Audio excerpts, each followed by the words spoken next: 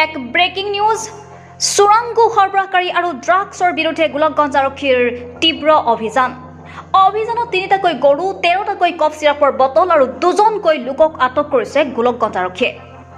আজি সন্ধিয়াই গোপন সূত্ৰৰ আধাৰত গোলকগঞ্জ থানাৰ ভাৰপ্ৰাপ্ত আৰক্ষী বিষয়া দেৱজিৎ কলিতাৰ নেতৃত্বত আৰক্ষীৰ এটা দলে গোলকগঞ্জৰ উত্তৰ ৰায়পুৰৰ ৭০ নং ৰাষ্ট্ৰীয় ঘাইপথৰ নিৰ্মীয়মান ফ্লাইঅভাৰ তলত চলাইছিল অভিযান।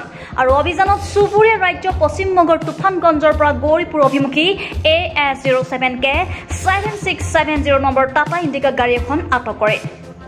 গাড়ীখনৰ পৰা আৰক্ষীয়ে ৩টাকৈ গৰু ১৩টাকৈ কফ চিৰাপৰ বটল উদ্ধাৰ কৰাৰ লগতে আৰু ২জনকৈ সৰবৰাহকাৰীক আটক কৰিছে।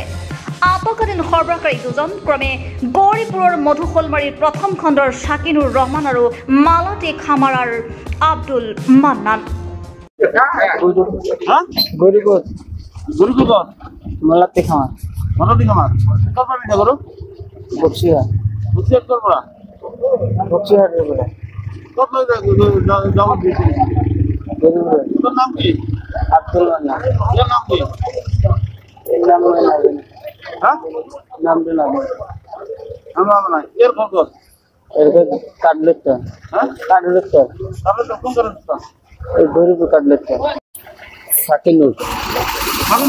Rahman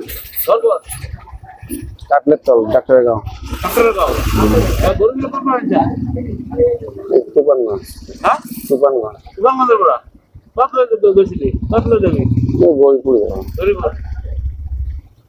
news desk report Suhana live.